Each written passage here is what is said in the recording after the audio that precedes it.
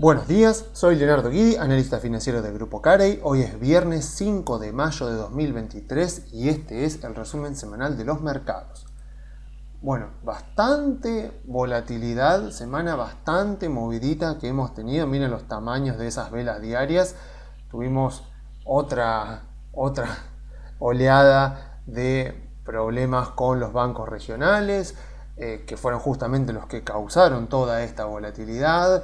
El lunes se conoció la quiebra de otro banco regional, el First Republic Bank, que ya había sido asistido por los bancos grandes en su momento, pero claro, cuando se conoció el balance del primer trimestre de este banco, lo que se dieron cuenta los inversores y el mercado en general era que este banco, con motivo de la quiebra del Silicon Valley Bank, de toda esta oleada de problemas en bancos regionales, había sufrido una gran salida de depósitos. Y obviamente al tener, como los depósitos son un pasivo del banco, al tener una gran salida de depósitos tuvo que salir también a liquidar activos.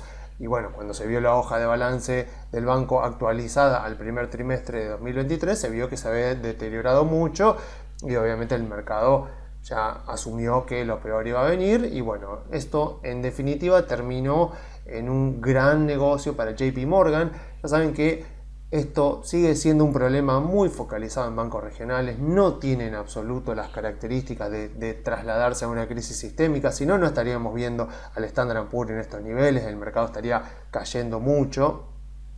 Pero lo que sí pasa, y eso sí que es negativo, es que Estados Unidos tradicionalmente tuvo una industria bancaria bastante grande, con muchos bancos diferentes y con un gran grupo de bancos regionales que operaban justamente, eran bancos más pequeños, que operaban puntualmente en algunas regiones del país. Desgraciadamente esto se está perdiendo. Obviamente que esto es una tendencia que ya viene desde hace varias décadas, pero este tipo de situaciones aceleran ese proceso de concentración de la industria bancaria en pocos bancos muy grandes. Desgraciadamente este episodio nuevo del First Republic Bank terminó con el JP Morgan aprovechando para adquirir los activos de este banco con un gran descuento. En teoría eran como que decían como que había adquirido 18 mil millones de dólares en activos a un valor de 10 mil millones. O sea que era un gran negocio y encima, por supuesto, asistido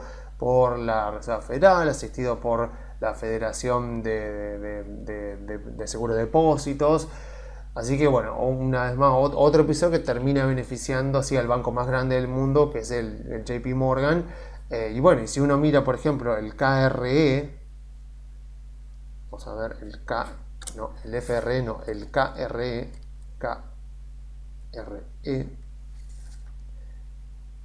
el KRE es el ETF de bancos regionales. Y vemos esto, ¿no? Vemos que esta semana también la pasó bastante mal. Ya venía muy mal de antes y esta semana tuvo otra oleada, aunque ahora se recupera un poco. Pero si vemos más o menos del cierre de la semana pasada, porque el lunes no fue feriado en Estados Unidos, así que tenemos 5 días de rueda, vemos esto, ¿no? O sea, 9, 10 y llegó a caer como un 15% el ETF, o sea, ni que hablar de individualmente cada uno de los bancos. Y bueno, se cierra la semana con una caída del 10%, o sea que es bastante. O sea, y esto es el ETF, así que imagínense, hay otro banco que incluso dicen que puede estar en problemas en este momento, pero bueno, se sigue temiendo que esta crisis todavía no haya terminado y eso es lo que está trayendo volatilidad al mercado. Obviamente que de vuelta esto no deja de ser un problema regional, o sea, un problema bien focalizado, no solamente en la industria bancaria, sino en una subsección de la industria bancaria que son los bancos regionales, y por el momento no tiene para nada la capacidad y la potencialidad de escalar en una crisis bancaria mayor. Pero bueno, toda esta volatilidad que venimos viendo, que por supuesto también ha afectado a los bancos argentinos, que hemos visto las caídas de los ADR de los bancos argentinos, todo esto no hace más que mostrarnos una vez más lo poderoso que es el sentimiento inversor. O sea, y más en un contexto como este, donde sigue estando todo muy sensible. Yo sigo insistiendo que este es el principio de un mercado alcista, pero bueno, típicamente en estos contextos el sentimiento inversor sigue estando muy escéptico y muy dubitativo y por supuesto pesimista con respecto a lo que va a venir. Todos sabemos que se sigue hablando constantemente de recesión, así que esto justamente es otro episodio más, sobre todo esta volatilidad que venimos viendo, es otra razón más para seguir insistiendo en que conozcamos aquellas empresas en las que invertimos, tomémonos el tiempo para estudiar bien las empresas en las que invertimos, mirar sus números, hacer proyecciones. Hoy vamos a ver la actualización del balance de Tesla, así que ya me hago la idea de que va a ser un informe largo. Y esa es la clave para que de esa manera no salgamos a malvender buenas empresas que están a bajas valuaciones en contextos donde el mercado está como muy negativo, muy nervioso, así como tampoco salgamos a comprar buenas empresas en contextos donde el mercado está excesivamente optimista. Para eso justamente nos sirve conocer bien las empresas en las que invertimos, porque en este momento el mercado está dando muy buenas oportunidades, tanto en Estados Unidos como en Argentina. Y si podemos entender qué es lo que le da valor a una empresa, cómo una empresa puede crear o destruir valor, y podemos detectar bien en qué momento, en qué estadio están las empresas en este momento, vamos a poder aprovechar aquellas que veamos que estén con menores valuaciones y evitar las que están con altas valuaciones. Y justamente si estamos invertidos en alguna empresa con una valuación que ni en el mejor de los casos podría ser justificada por sus ingresos, por sus márgenes de rentabilidad, por su rendimiento sobre el capital invertido, bueno, podemos aprovechar y venderla para buscar oportunidades mejores. Obviamente que esto nadie sabe cuándo va a terminar, o sea, esta situación con todos los bancos regionales, ya están hablando de otro banco que puede llegar a caer, pero lo importante es no dejarse llevar por el sentimiento inversor. Hagamos bien nuestro trabajo, analicemos bien, sepamos bien qué es lo que compramos y tengamos en cuenta que los bancos son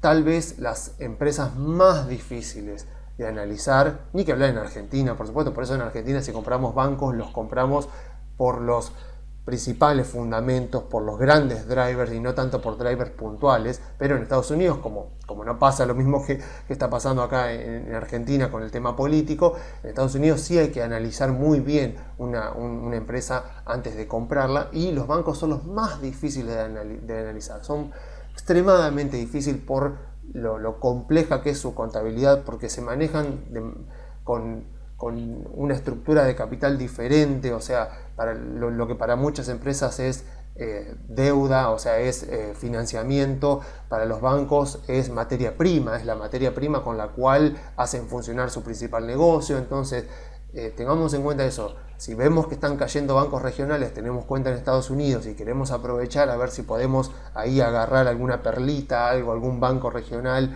que esté muy muy barato y aprovechar porque se va a recuperar, tengamos en cuenta que nos estamos metiendo en una industria extremadamente complicada de analizar. Fíjense, por ejemplo, que Warren Buffett, que podríamos decir que de los inversores más conocidos es el que sabemos que sabe analizar bien bancos. Él tiene Bank of America y ha vendido muchas de sus tenencias porque dijo que está muy complicado poder entender qué es lo que está pasando y qué es lo que va a pasar con la industria bancaria. Se quedó, creo que solamente con Bank of America. No sé, no miré su última actualización de portafolio, no sé si sigue teniendo Wells Fargo. Entiendo que sí, pero creo que ha vendido una parte. Entonces, tengamos en cuenta esto. O sea que esto es muy complejo el tema de la industria bancaria, y si queremos aprovechar toda esta turbulencia que está teniendo para ver si podemos ganar algo, lo más probable es que terminemos perdiendo si no entendemos lo que estamos haciendo. Así que mi sugerencia es, si no nos tomamos el trabajo de, por ejemplo, agarrar, a ver, por ejemplo, el libro acá de McKinsey, ir, por ejemplo, acá el capítulo 38 y agarrar este capítulo de bancos y leerlo y entenderlo y estudiarlo, y agarrar también el libro de Damodaran y estudiar también la parte que habla de evaluación de empresas financieras. Bueno, mejor no nos esforcemos porque vamos a estar como unos ciegos ahí tratando de tantear a ver si podemos hacer pie y lograr alguna ganancia, y lo más probable en esos casos es que nos termine yendo mal.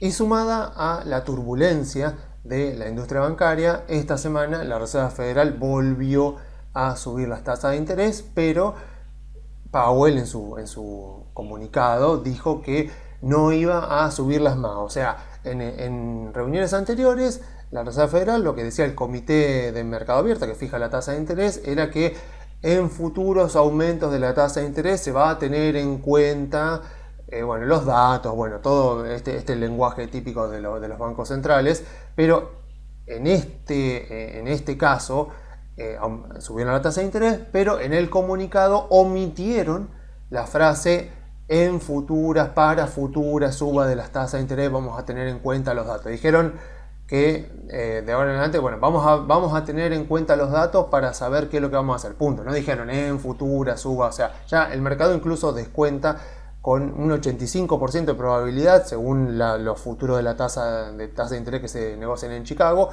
85% de probabilidad es lo que le da el mercado a que mantengan la tasa constante en la próxima reunión, e incluso si uno ya se va más para adelante, para las reuniones de septiembre ya se empiezan a ver bajas, ya empieza a ver que el mercado espera baja de las tasas de interés, algo que la Reserva Federal ha negado, o sea que no ha respaldado en absoluto. Ellos dicen que van a seguir manteniendo la tasa, pero va a ser difícil que si ya para septiembre la inflación en Estados Unidos está más cercana al 3% o incluso en el 4% o por debajo del 4%, va a ser muy difícil que la Reserva Federal vaya a sostener la tasa de interés en el 5%. Para mí va a ir acompañando un poco la baja de tasas, y es interesante todo lo que ha venido pasando porque, bueno, como yo siempre muestro, más o menos desde el 13 de octubre tenemos esta vela verde que da inicio a lo que para mí es un nuevo mercado alcista, y lo cierto es que vieron que siempre se dice que la suba de la tasa de interés perjudica el movimiento de las acciones, o sea, perjudica la inversión en acciones,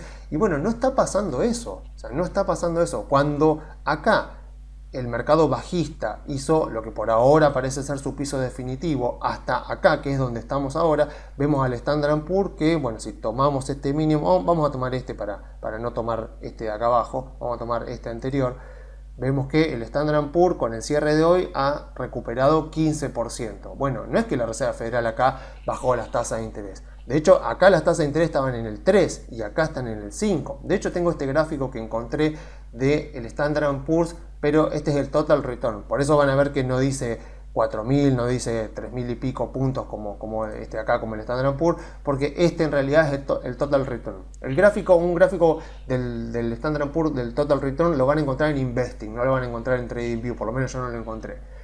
Y lo que me muestra este gráfico, que me gustó mucho, es que la persona que lo hizo se dedicó a poner bien dónde fueron los movimientos de las tasas de interés. Entonces yo veo que en el Standard & Poor's, que reinvierte los dividendos, en este índice el piso se hace acá, obviamente acá en octubre, y vemos que acá estaba en el 3% y vemos varias subas de la tasa de interés. O sea que,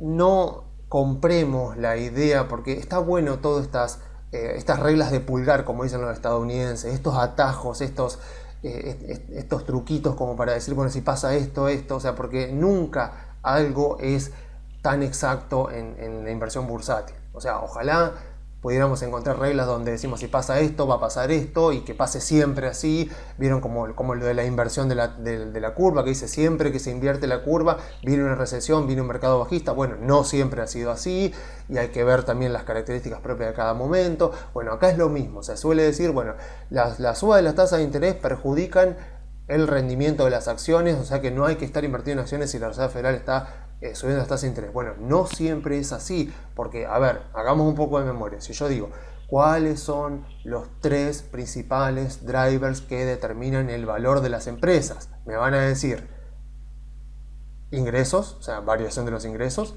rendimiento sobre el capital invertido y costo de capital.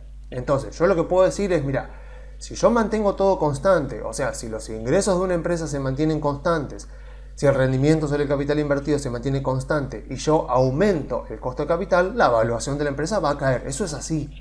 Pero eso lo puedo hacer en el Excel. O sea, en el mundo real no. En el mundo real todo se está moviendo al mismo tiempo. El año pasado, por ejemplo, nos pasó de que estos 3 drivers se movieron en contra. O sea, la Reserva Federal, subiendo las tasas de interés, te aumentaba el costo de capital.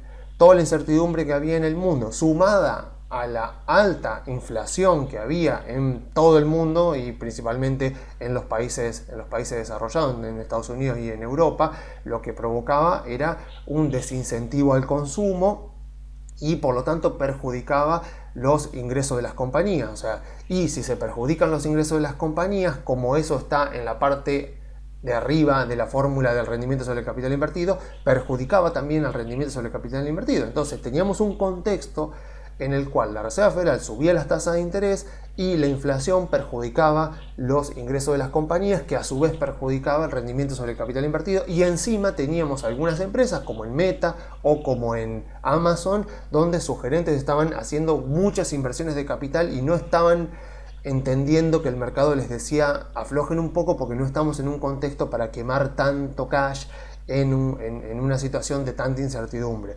Entonces, en este caso, en esas empresas, se vio potenciada la baja por decisiones de sus propios gerentes. Afortunadamente Zuckerberg ya lo entendió bastante bien y el mercado de hecho lo ha recompensado, porque este año la acción de Meta viene muy bien porque le han creído a Zuckerberg que entendió que no tiene que seguir quemando cash. Entonces, el año pasado teníamos esos tres drivers en negativo, o sea, como jugándonos muy en contra en cuanto al valor de las compañías. Ahora, en este momento, ¿qué tenemos? Tenemos a la Reserva Federal, que ha seguido subiendo tasas, a pesar de que vemos que las acciones se han recuperado. Desde octubre del año pasado vemos que la Reserva Federal ha seguido subiendo tasas y que las acciones no han caído.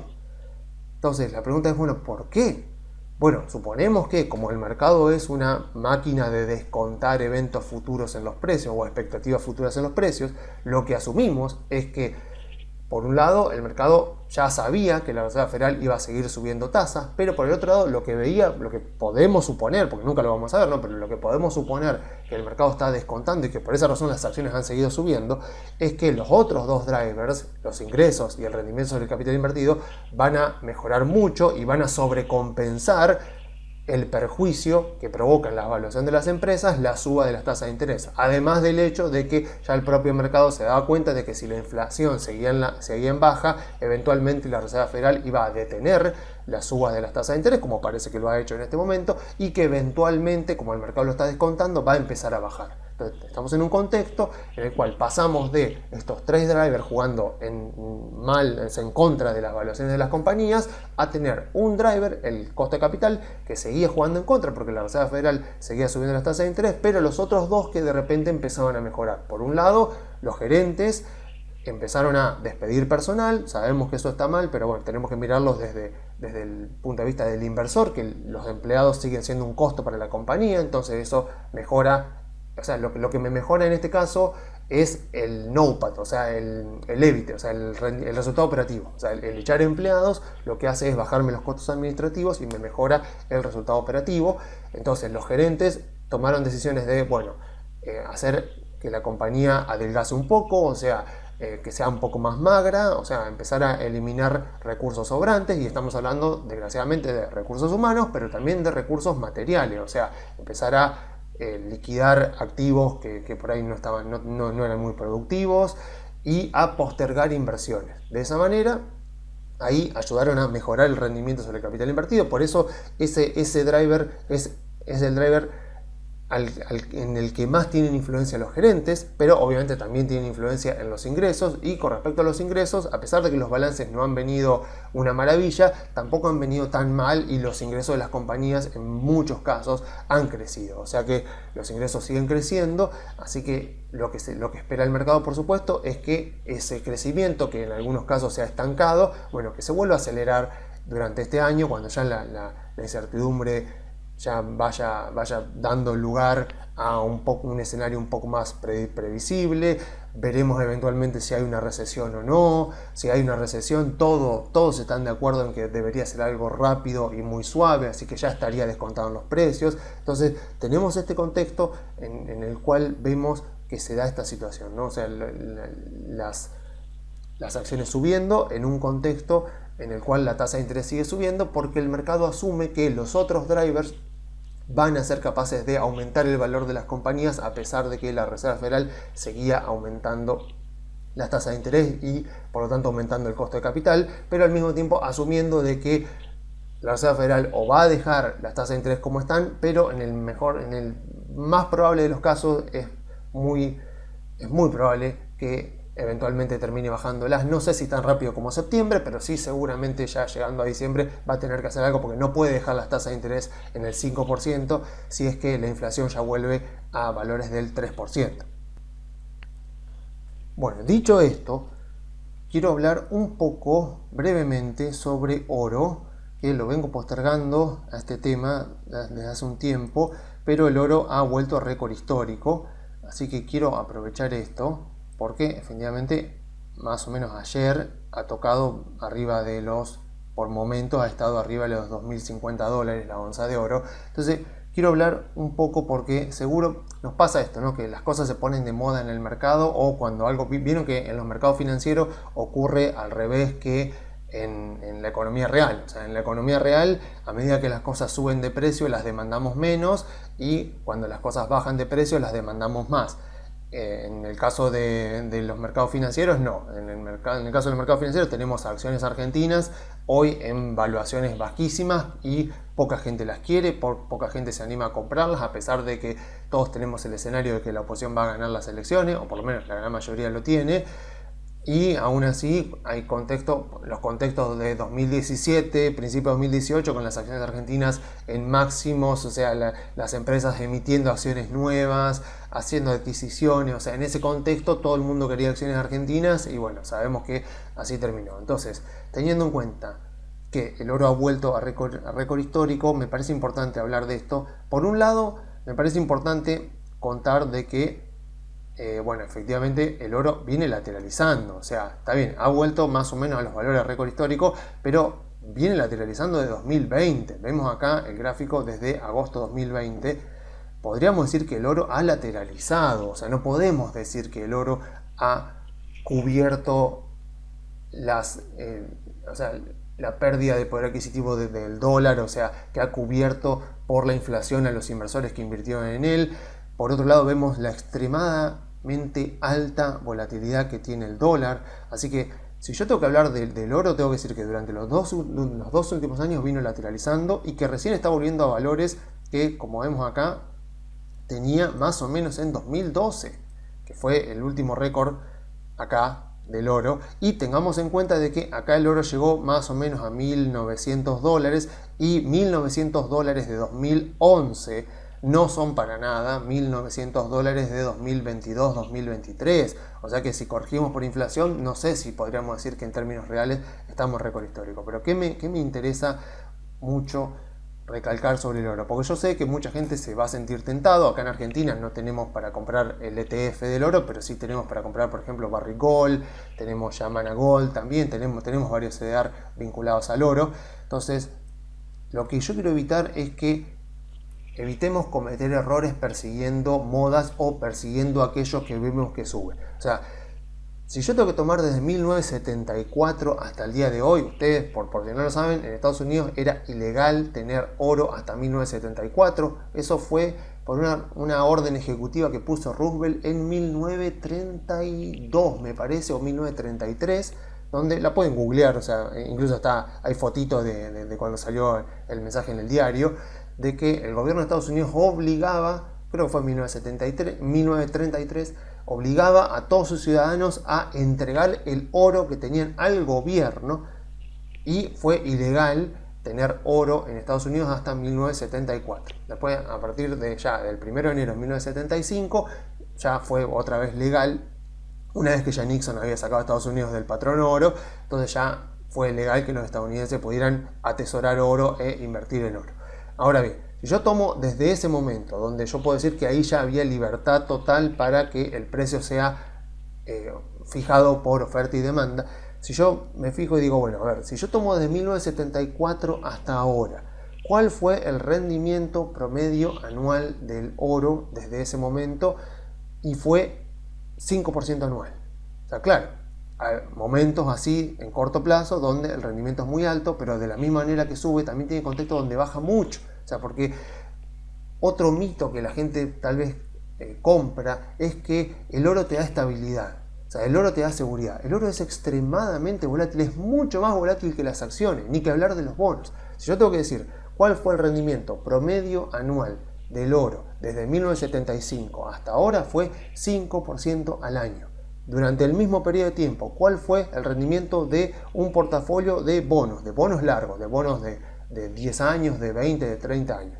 Fue 6,7. O sea, ya estamos arriba del oro. Y de las acciones ni hablar. El Standard & Poor's entre 1975 y ahora 2023, el rendimiento promedio anual fue casi el 12%, fue 11,9%. Y cuando miro las volatilidades digo, bueno, ¿cuál fue la volatilidad del Standard & Poor's? 15,2%. La volatilidad anualizada del Standard & Poor's durante todo ese periodo, 15,2%. La de los bonos, 8,3%. La del oro, 18%. O sea, el oro no solo no cumplió con los objetivos de rendimiento, sino que encima tampoco con los objetivos de volatilidad, porque me dio menos rendimiento con más volatilidad. Pero claro, en vez de mirar periodos largos, tal vez miramos periodos cortos y nos creemos que es momento de aprovechar el oro. Y lo cierto es que el oro siempre en nuestro portafolio debería tener sensatamente un objetivo de diversificación. Nunca puede ser nuestro principal activo, no debería ser nuestro principal activo porque es muy difícil poder predecir sus movimientos y poder determinar cómo se va a mover la oferta y la demanda. Por eso tiene mucho más sentido que invirtamos en acciones, porque a las empresas las podemos analizar, podemos tener cada 3 meses una actualización, tenemos drivers más concretos de los que agarrarnos para decir si esto está caro o esto está barato, mientras que en los commodities, ya sea el oro, el cobre, petróleo, gas, cualquiera, lo único que podemos basarnos es en oferta y en la demanda, en los cambios que se producen por la oferta y la demanda, y eso es algo muy extremadamente complejo de analizar. Entonces, mi sugerencia es, si van a tener oro en el portafolio, aprovechen ahora que el oro está en récord histórico, tengan en cuenta de que históricamente no ha sido un activo que ha recompensado a los inversores por el riesgo asumido. Obviamente, si yo compré oro por acá, obviamente que si yo miro el rendimiento, digo, sí, fenómeno, o sea, estoy ganando un 16% en dólares, claro, pero el tema es que es muy difícil poder predecir cuándo van a venir estos movimientos, porque si yo me fijo y vuelvo una vez más si yo vuelvo acá a 2011, yo veo esto y veo todo lo que subió el oro como resultado de la crisis financiera del 2008, porque se decía incluso que podría llegar a venir una hiperinflación, pero ¿qué es lo que pasó? Si yo tomo acá desde los 1900, que fue el récord histórico, o más o menos por acá, digamos, para no agarrar un punto tan extremo, y me fijo, veo que para 2016 el oro había caído 40%. O sea, ¿a dónde está esa estabilidad, esa seguridad que muchos le atribuyen al oro? Entonces tengamos muy en cuenta esto, porque encima obviamente te dicen el oro es refugio de valor, el oro te protege contra la inflación. Entonces yo miro, ok, a ver, 2022 fue un año de 7 y pico % de inflación en Estados Unidos, por lo tanto el oro debería haberme cubierto contra la inflación. Así que vamos a ver qué pasó con el oro, más o menos acá, arrancando 31 de diciembre de 2021 hasta el 31 de diciembre, más o menos por acá, de 2022, a ver qué pasó, prácticamente cero. O sea, en un año de 7%, más de 7% de inflación en Estados Unidos, punta a punta 2022, el oro, y miren la volatilidad, miren lo que subió y miren lo que cayó, no me dio rentabilidad para aquella persona que mantuvo oro pensando que iba a ser un refugio contra la inflación. Obviamente, a largo plazo, si uno engancha ciertos periodos, uno puede decir, bueno, pero si yo lo seguí manteniendo, ahora me recuperó. Sí, justamente, pero a largo plazo termina por no justificarse el riesgo, la volatilidad que uno asume al invertir en oro o en empresas vinculadas al oro. O sea, por eso, si queremos invertir en oro, hagámoslo, pero siempre teniendo en cuenta esto, o sea que vamos a tener que ser pacientes y, por sobre todas las cosas, hacerlo más que nada como diversificación, para que esté un poco diversificado nuestro portafolio. Por ejemplo, en el sector de materiales podemos tener alguna minería, pero no como núcleo de nuestro portafolio, porque vamos a estar basando el principal componente de nuestro portafolio en drivers que son muy difíciles de predecir y que nos va a costar poder anticipar con exactitud, poder estar en lo correcto durante la mayor parte del tiempo. Aclarado entonces esto, bueno, la verdad que para cerrar la parte de Estados Unidos en general, bueno, mucho tampoco nuevo tengo para decir. O sea, yo sigo sosteniendo que este es el principio de un mercado alcista, que hay evaluaciones muy interesantes. Hay otras empresas que pueden suscitar un poco más de dudas, pero en la mayoría de los casos, si aprovechamos para invertir en Estados Unidos, sobre todo en las empresas que estuvieron en los sectores, en las industrias que más cayeron durante el año pasado, sí, efectivamente se da todo este escenario de los drivers mejorando, costo de capital bajando, ingresos mejorando, rendimiento sobre el capital invertido también aumentando, y compramos aquellas empresas que más cayeron durante el año pasado, que deberían estar recuperándose. Es muy probable que este año nos vaya bien, así que sigue siendo un año bastante interesante con buenas perspectivas para Estados Unidos. Así que yo ahora voy a hablar, pero muy brevemente, sobre Argentina. La verdad que no tengo nada nuevo para decir.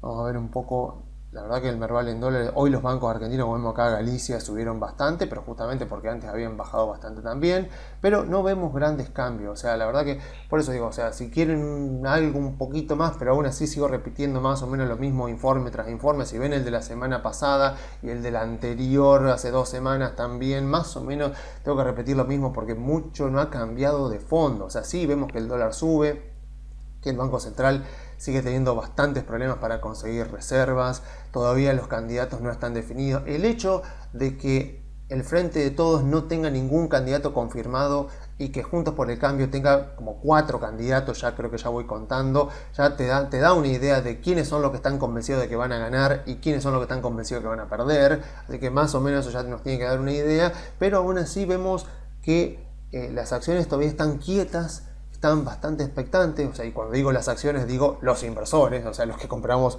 y vendemos acciones argentinas. Vemos bastante pasividad, o sea, no vemos la misma ilusión, la misma expectativa que había en contextos anteriores, incluso en 2019, y bueno, justamente esa puede ser una de las grandes razones por las cuales ahora estamos viendo mucha cautela. O sea, estamos viendo acá al mercado, sobre todo en la renta variable, pero también en la renta fija, bien expectante a ver qué es lo que puede pasar, sobre todo con las dudas que hay con respecto a que el Banco Central consiga las reservas necesarias para que esto no termine en algún episodio crediticio o de salto discreto del tipo de cambio o de inflación en aceleración.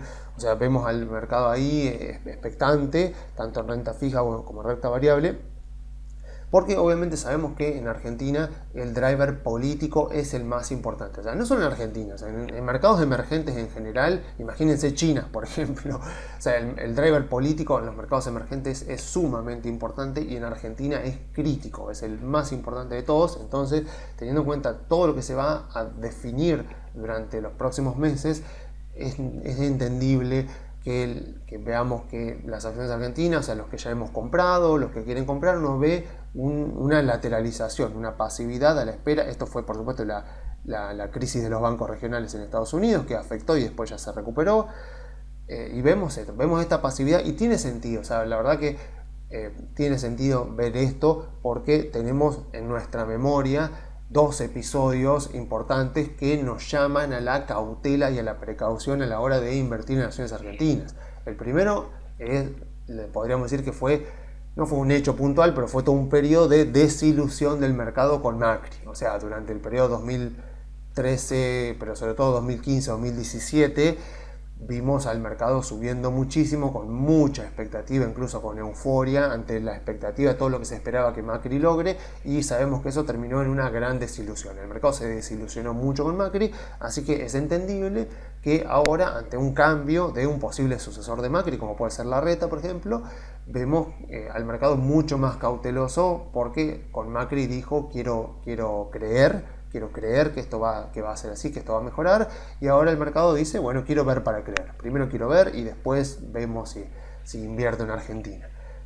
Y el segundo hecho, obviamente, que también afecta mucho a la tolerancia al riesgo o al apetito por el riesgo de inversores argentinos, fue agosto 2019. O sea, llegamos a las elecciones primarias de 2019 con unas encuestas que decían que Alberto y Cristina estaban 3 puntos arriba de Macri y Pichetto más o menos. Llega el domingo de la elección y el resultado fue 17 puntos de diferencia. Obviamente el mercado cayó 50%, fue la vez que más cayó en la historia en un mismo día.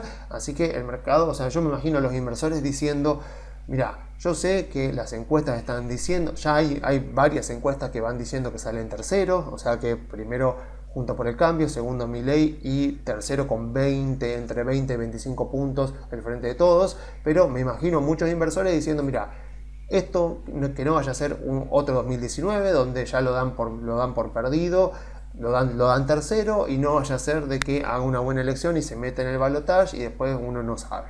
Bueno, yo creo que ese es el escenario menos probable, que es muy poco probable que se dé, pero entiendo perfectamente por qué un inversor puede llegar a pensar así y por qué puede decidir no tomar riesgo o esperar a ver que se den los resultados y después compro. Por aparte, acá ocurre esto. Las valuaciones de las empresas argentinas están tan bajas, están tan por el suelo, que incluso un inversor muy precavido, muy cauteloso, que diga yo no voy a invertir hasta ver el resultado de las elecciones primarias, puede llegar a ganar bastante también, porque no hay duda de que a medida que vayan saliendo las encuestas ya a mediados de año, que nos acerquemos a las PASO, las acciones deberían estar más arriba de lo que están ahora, acumulando ya las expectativas, sobre todo si las encuestas dan bastante favorable a la oposición.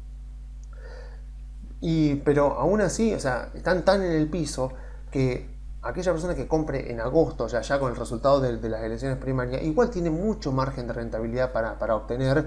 Obviamente que va a comprar bastante más caro que ahora, pero aún así el margen que tiene, si yo tomo el último récord histórico o incluso momentos de 2017 donde no estaban tan burbujeantes las acciones, tiene bastante para ganar en dólares. O sea que sí, resignará rendimiento, pero ganará tranquilidad y aún así puede llegar a obtener un buen rendimiento en dólares invirtiendo en acciones argentinas con el resultado de las primarias puestas. Entonces yo entiendo que haya personas que decían esperar porque dicen, bueno, está bien, me perderé todo el rendimiento que podría llegar a tener en estos meses, pero ya invertiré con mucha más tranquilidad, sé que voy a ganar menos, pero aún así ese menos que voy a ganar va a ser un rendimiento que comparado con Estados Unidos, por ejemplo, va a ser bastante importante. Capaz que no gane un 100, 200% en dólares, pero un 30, 50% en dólares capaz que gane, y aún así va a ser un muy buen resultado. Esa cautela de muchos inversores argentinos, por supuesto, nos beneficia a los que estamos dispuestos a asumir un poco más de riesgo. O sea, si usted es un inversor que está bastante convencido de que la oposición va a ganar las elecciones, que va a ser una buena elección, no importa cuál sea la oposición, pero que el Frente de Todos no tiene chances de ser reelegido, si ese es su escenario y tiene mucha confianza, bueno, entonces tiene bastante sentido comprar acciones argentinas a estas valuaciones, porque el escenario que nosotros estamos descontando como el más probable, como muy probable, es el que va a ayudar a que todos los drivers de las acciones argentinas se tornen sumamente positivos y que nos permitan obtener un gran rendimiento en dólares durante el próximo año y medio. Así que acá, digamos, está dada la situación para que aquellos inversores más arriesgados y más cautelosos se beneficien de las acciones argentinas, porque las valuaciones son tan bajas y la perspectiva de lo que puede llegar a pasar el año que viene, no solo eventualmente si gana la oposición y hacen un plan de estabilización, sino por el hecho de que en teoría salimos de la niña, viene el niño y debería haber una buena cosecha de soja el año que viene. Después todo el tema de energía, con todo el nuevo gasoducto debería salir mucho menos dinero por energía, y además otras exportaciones de Argentina, otros yacimientos, por ejemplo los de litio, deberían empezar a producir más. Entonces la balanza comercial de Argentina el año que viene, las expectativas son que va a mejorar mucho, así que tenemos razones para creer que el año que viene, ya sea por lo político o por lo económico, debería ser un muy buen año para Argentina. Ojalá que no nos ilusionemos innecesariamente, pero todo indica de que si compramos acciones argentinas a estas valuaciones sería muy poco probable que nos equivoquemos, pero por supuesto cada uno sabe el riesgo que está dispuesto a asumir, y lo bueno es que las valuaciones son tan bajas que incluso para los más arriesgados o los más precavidos hay chances en acciones argentinas durante los próximos meses. Y bueno, dicho esto, terminamos con la parte de Estados Unidos y de Argentina, y el resto del video ya lo voy a dedicar a hablar puntualmente de la evaluación de Tesla. Así que ahora me voy a focalizar principalmente en esto. Esto lo hago más que nada como un ejercicio didáctico para que aquellas personas que quieran dar un paso más allá y empezar a analizar sus propias empresas, tienen el Excel de McKinsey, que yo después le voy a dejar un link para que se lo descarguen, y utilizando ese Excel, por lo menos a mí me parece el más sensato. He utilizado el Excel de Damodaran, la metodología de Damodaran no me ha convencido del todo porque usa demasiados atajos. El de McKinsey es más engorroso, más tedioso, más largo, pero cuando lo entendés bien te permite poder manejar la evaluación a un nivel de granularidad bastante alto. Entonces, a ver, ¿de dónde salen los datos? Bueno, los datos salen de acá. Por lo menos en mi caso, yo tomo los datos porque otra idea mía también con este tipo de parte didáctica de los informes es siempre utilizar información gratuita. O sea, no utilizar información de pago porque no todos pueden afrontar el pago. Entonces vamos a utilizar siempre información gratuita para ver que cualquier persona que lo único que hay que pagar acá es tiempo y esfuerzo y saber inglés, básicamente porque los libros están en inglés, o tomarse el tiempo para utilizar el traductor.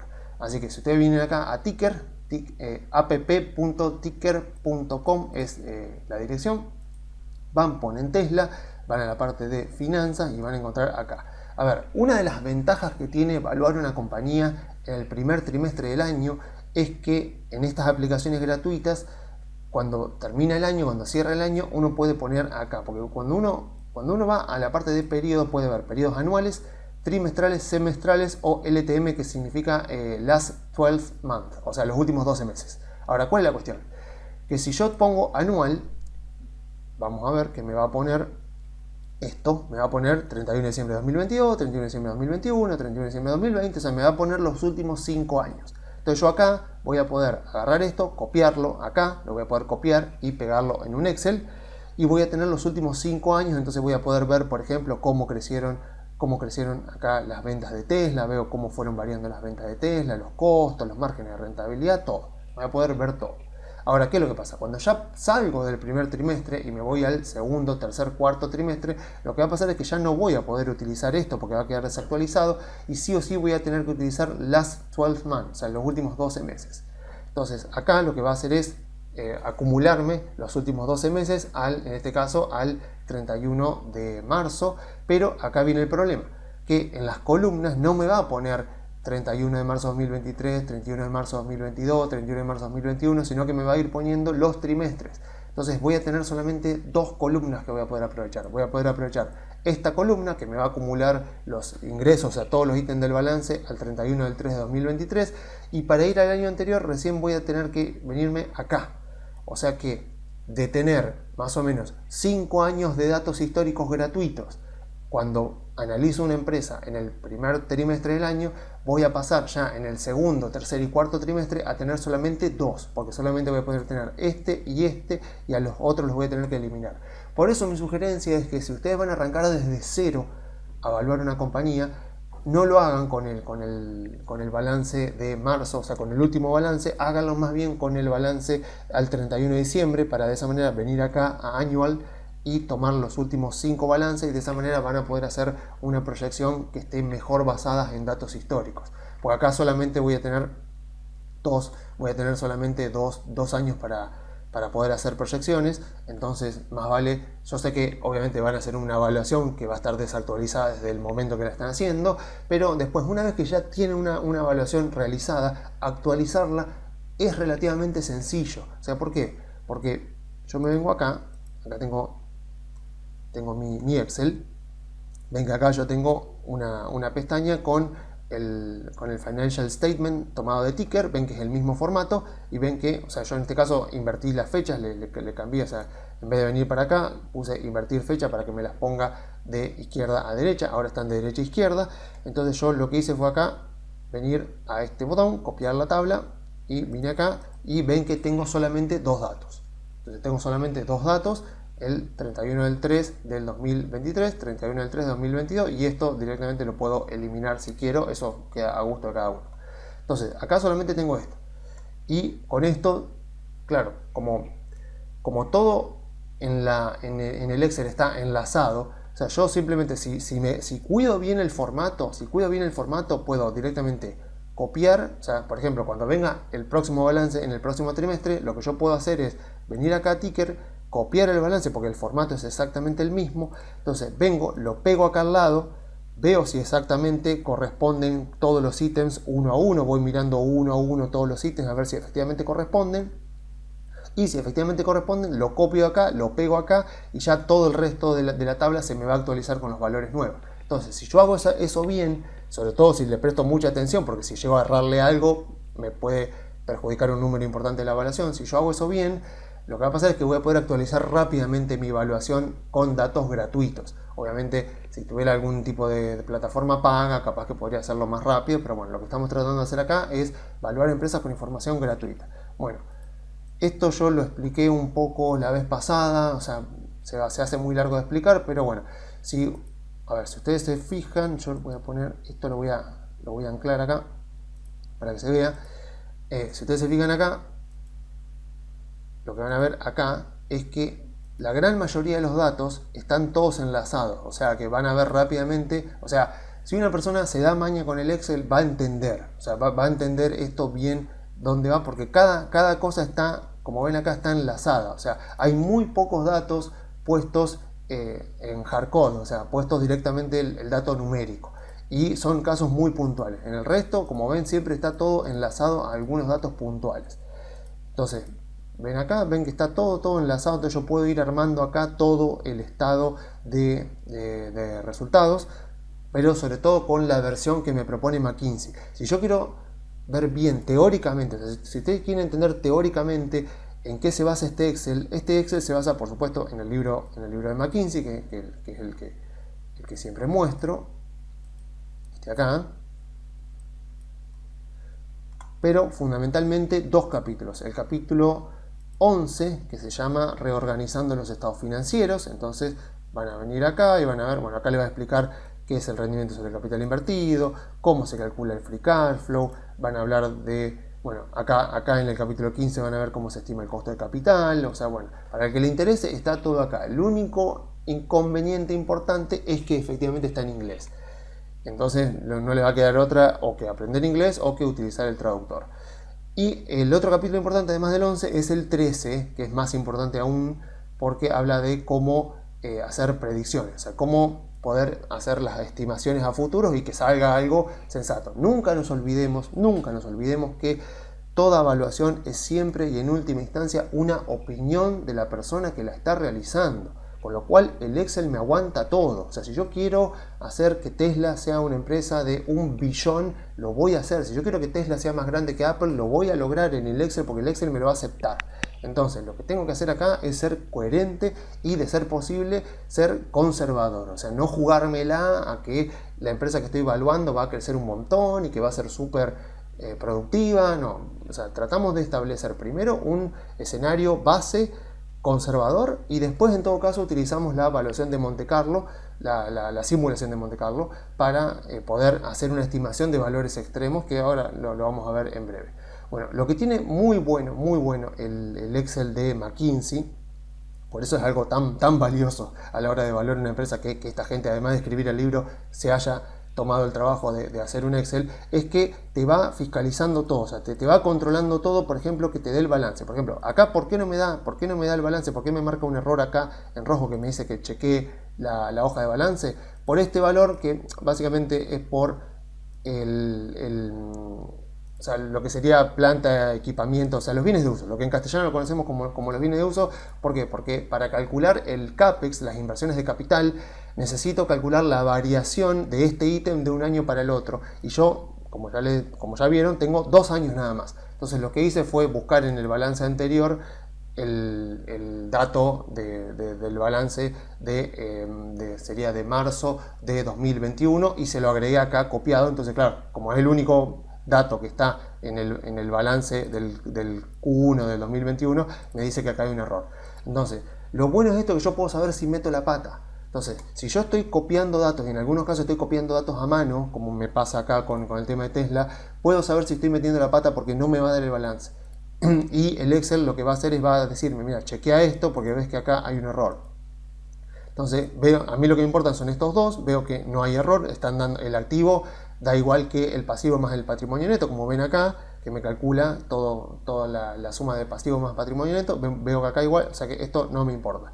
Lo que les decía de los datos copiados a mano es que si ustedes se fijan acá, yo acá tuve que hacer una capitalización de investigación y desarrollo, y acá ven 2 datos puestos a mano, o sea que no vienen del balance de Ticker.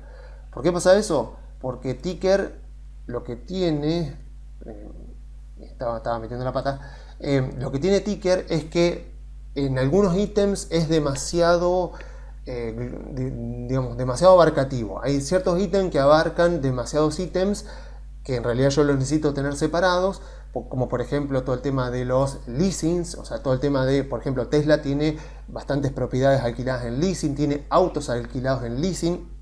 Imagínense si estoy evaluando una aerolínea, por ejemplo, que tiene un montón de sus aviones todos alquilados en leasing. Entonces, hoy por hoy, ya las normas contables de Estados Unidos lo que hacen es obligan a discriminar qué es leasing y qué es un activo propio de la compañía. Entonces, yo acá tengo que discriminarlo. Y por ahora, acá el formato que tiene Ticker no lo está discriminando bien, sumado al hecho de que yo tengo que capitalizar investigación y desarrollo. O sea, como ustedes saben, desgraciadamente por ahora yo calculo que eso va a cambiar en algún momento, esperemos que pronto. Los gastos en investigación y desarrollo no se toman como una inversión, se toman como un gasto del periodo, y eso está mal, está muy mal.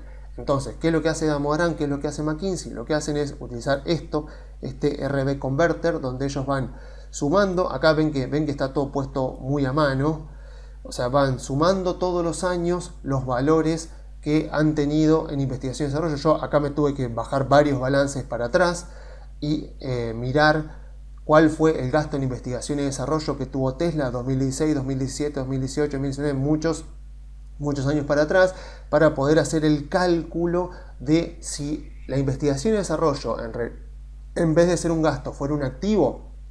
Bueno, ¿cuánto valdría ese activo? Bueno, esto está muy bien explicado, perfectamente bien explicado, porque yo de hecho lo copié tal cual de ahí, de un capítulo que está más o menos por acá, que es a ver si lo encuentro, o sea, el capítulo 24, que es lo de medir la performance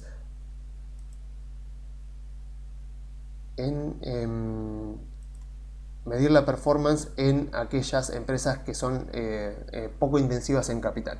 Entonces, como van a ver acá, bueno, va a hablar un poco del tema de investigación y desarrollo, habla acá un poco de cómo capitalizar, cómo se amortiza investigación y desarrollo. A ver, no deberían tener problemas. Si se toma el trabajo de mirar un poco este capítulo, pero incluso sin hacer eso, o sea, si van siguiendo las indicaciones acá del Excel, de que lo único que tienen que poner es acá cuánto se gastó en investigación y desarrollo en cada uno de los años, no deberían tener problema, porque este es el único dato que hay que llenar, porque todo el resto se calcula. O después también acá obviamente hay que poner cuántos años es de amortización. Yo le puse 5, si ustedes quieren cambiarlo. Acá Damodaran, esto lo hace principalmente Damodaran, esta tabla la saqué de Damodaran. Acá él más o menos te dice en cuántos años deberías amortizar, entonces te explica un poco acá tecnológico, no tecnológico, light machinery, o sea, va explicando. Bueno, yo le puse 5 años, así que no deberían tener problema en hacer la capitalización de investigación y desarrollo. Así que, a ver, obviamente que esto no es necesario que lo hagan para todas las empresas. Por ejemplo, si ustedes están evaluando Coca-Cola o McDonald's, no hagan esto, no es necesario. O sea, no son empresas que tengan un importante componente de investigación y desarrollo. Ahora, si están evaluando una farmacéutica, y sí, entonces ahí sí es obligatorio. Si están evaluando Apple, sí, obviamente. Si están evaluando Meta, sí, por supuesto. Si están evaluando un banco, no, porque el banco se evalúa de manera diferente. Entonces, aprovechando que justamente dije esto, este Excel no sirve para evaluar bancos. O sea, para evaluar bancos, vayan a la web de Damodaran y pongan Financial Companies Valuation, y Damodaran tiene un Excel puntual para evaluar bancos. En este caso sí, ahí McKinsey ya no tiene un Excel para evaluar bancos, así que sí o sí van a tener que utilizar el Excel de Damodaran. Pero repito, si son principiantes en evaluación de empresa, no se metan, la verdad que es algo muy complicado, y con todo el resto, toda la cantidad de empresas que hay además de banco, tienen más que suficiente. Bueno, a ver, teniendo en cuenta esto, bueno, el tema de Historical Data lo pueden ver perfectamente. O sea, la enorme mayoría de los datos están todos vinculados, o sea que siempre van a saber de dónde vino cada dato. Incluso hay algunas notas que yo puse acá, por ejemplo, ven que acá justamente me pide que ponga el CAPEX, y el CAPEX acá está muy bien calculado, es la variación de los bienes de uso de un año al otro restada la amortización. O sea, es muy sencillo de calcular. Acá está la cantidad de acciones. Esto simplemente lo buscan en Google.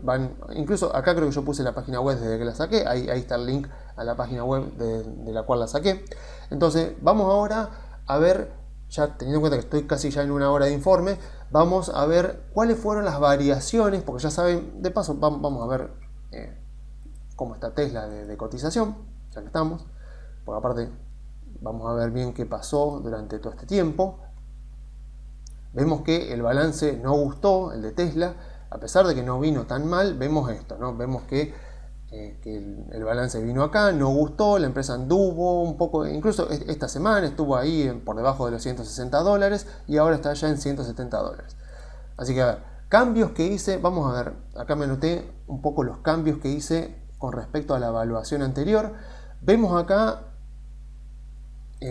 a ver, como siempre digo, vamos a repasar, o sea, los drivers más importantes de las empresas son los ingresos, variación de los ingresos, rendimiento sobre el capital invertido y costo de capital. Así que vamos a ver principalmente esos tres ítems, pero de paso voy haciendo una recorrida por todo lo demás. Vemos a ver acá ingresos. Ingresos, como les digo, ustedes tienen que plantear un escenario base que mejor que nada, o sea, en lo posible, que sea lo más conservador posible, sin llegar a ser excesivamente pesimista, que sea realista, que sea conservador. Obviamente uno va mirando también cómo queda la evaluación de la empresa para ver si se está pasando o no, pero la idea sería acá, o sea, teniendo en cuenta lo importante que son las ventas para una empresa como Tesla, que sea algo conservador. ¿Por qué? Porque vieron el ciclo de vida de las empresas, el que muestra la moderna. O sea, vos tenés una empresa que es una startup donde todo es incertidumbre, después una empresa que ya está en una etapa más de crecimiento, pero ya con un modelo de negocio bastante más establecido, después otra etapa donde el crecimiento empieza a disminuir, pero sigue siendo un crecimiento alto de la compañía, donde ya está todo mucho más definido, ya tiene un modelo de negocio consolidado. Después ya la empresa llega a la etapa de maduración, donde ya el crecimiento de la empresa ya se estabiliza, la empresa ya es bastante grande, ya es una empresa bien establecida dentro de su industria. Y por último viene la etapa de declive, que en algunos casos no ocurre. Por ejemplo, Coca-Cola es una empresa que es madura y sigue siendo madura, y en algunos pocos casos existe la etapa de renacimiento, de reencarnación, podríamos decir, que es lo que le pasó a Apple, por ejemplo. Apple, que era una empresa, o Microsoft mismo también, que era una empresa que estaba totalmente madura, era una empresa que estaba ahí. O sea, si miran la cotización de Microsoft, estuvo 10 años lateralizando, dando vueltas, y eso que sacó el Windows XP, sacó el Windows, ¿cuál fue el que siguió? Creo que fue el Windows Vista, que fue malísimo, después sacó el Windows 7, aún así la cotización de la empresa, o sea, y seguía teniendo el Office, y seguía vendiendo licencias, todo, pero la cotización de la empresa no iba para ningún lado, era pura lateralización. En 2012 llegó Satya Nadella y la empresa resucitó. Esto fue un gran caso de renacimiento. Lo mismo pasa con Apple. O sea, Apple 1999 estaban diciendo si convenía directamente cerrar la compañía. Volvió Steve Jobs, sacó la iMac, sacó el iPod, y la empresa renació, y ni que hablar en 2007 cuando ya sacó el iPhone. Entonces tenemos ahí algunos ejemplos muy famosos de renacimiento, podríamos decir, pero no son los habituales. En general, una empresa que ya está en declive y es muy difícil sacarla. Por ahí con las empresas tecnológicas es más probable que exista algún caso de renacimiento, pero si tenés alguna empresa, bueno, BlackBerry no pasó, Blockbuster no pasó, así que bueno, en general cuando tenés una empresa en declive, apostar por el renacimiento de la compañía es una apuesta bastante arriesgada. Entonces, en el caso de Tesla, que es una empresa que yo la podría calificar, no es una startup, no es una empresa que ya esté madura, es una empresa que está ahí, está estableciendo un modelo de negocio. Todavía el modelo de negocio de Tesla no está para nada terminado de definir, está bastante definido, pero no está en absoluto terminado de definir. Entonces podríamos decir que es una empresa que está en etapa 2, ahí 2,5 más o menos, o sea, no está en una etapa ya de crecimiento alto, pero con modelo de negocio consolidado, así que podríamos decir que está ahí. O sea, con lo cual, ¿qué es lo que quiero decir? Que de los tres drivers, el más importante es el crecimiento de los ingresos. Una empresa como Coca-Cola, por ejemplo, el driver más importante de Coca-Cola debería ser el rendimiento sobre el capital invertido. O sea, una empresa como Coca-Cola, que no puede crecer al 20, al 30%, como puede ser que crezca Tesla, lo que tiene que focalizarse es su gerencia. Si no encuentra formas de poder acelerar el crecimiento de los ingresos con nuevos productos, con nuevos servicios, lo que tiene que hacer la gerencia de la compañía es focalizarse principalmente en la productividad. O sea, focalizarse en mejorar el rendimiento sobre el capital invertido. En el caso de Tesla, tiene un alto rendimiento sobre el capital invertido, pero en este caso lo que más importa en una empresa como Tesla, lo que más va a determinar el valor de sus acciones y de la compañía en su conjunto, son los ingresos, con lo cual tengo que ser muy cuidadoso con qué pongo acá. Yo acá le puse un 23% de crecimiento, o sea, si pongo el mismo crecimiento durante todos los años, se entiende que estoy diciendo 23% promedio anual de crecimiento durante los próximos 5 años. Algunos años será más, algunos años será menos. Y ustedes me dirán, ¿por qué no pusiste 20? ¿Por qué no pusiste 25? Bueno, porque es mi evaluación y yo pongo lo que quiero. O sea, básicamente, o sea, es mi opinión sobre la compañía. Pero ahora vamos a ver después, si yo cambio este número, cómo afecta el valor de la compañía. Pero básicamente puse 23 porque me pareció un número muy bajo en relación a lo que está ahora. Tengamos en cuenta que si yo me fijo acá, la empresa, con todo y primer trimestre de 2023, que algunos dicen que fue bien, otros dijeron más o menos, otros dijeron que fue malo, pero aún así vemos acá el crecimiento interanual de los ingresos de Tesla tomando el primer trimestre de 2023 fue 38,3%. O sea, yo estoy haciendo una proyección, en base a este balance, estoy haciendo una proyección ultra conservadora, porque la empresa viene creciendo el 38%. Y yo vengo acá y digo, bueno, yo voy a asumir que 2024-2025 va a crecer al 23%. O sea, ¿por qué tan bajo? Bueno, para demostrar de que puedo llegar a ser conservador y de esa manera demostrar que la empresa está bastante subvaluada. Obviamente yo acá puedo poner perfectamente 38, me parece exageradísimo, porque estaría, si pongo 38 en todos los años, estaría asumiendo un 38% promedio de crecimiento anual. Y si me voy acá, y me fijo qué pasó durante los últimos años, tomo acá el anualizado para que me muestre más datos, y veo esto, el cambio interanual de los ingresos totales, 51, 70, 28, 14. Vemos cómo el crecimiento de la compañía se ha ido acelerando durante los últimos años, pero no espero en absoluto esto, Bueno, acá apreté y me apareció el gráfico. No espero en absoluto ninguno de estas variaciones. Vemos acá como que fue variando mucho. Yo no espero eso. Quiero ser lo más conservador posible. ¿Para qué? Porque prefiero ahorrarle por ser muy precavido y no por ser muy exagerado, muy optimista. O sea, prefiero eso.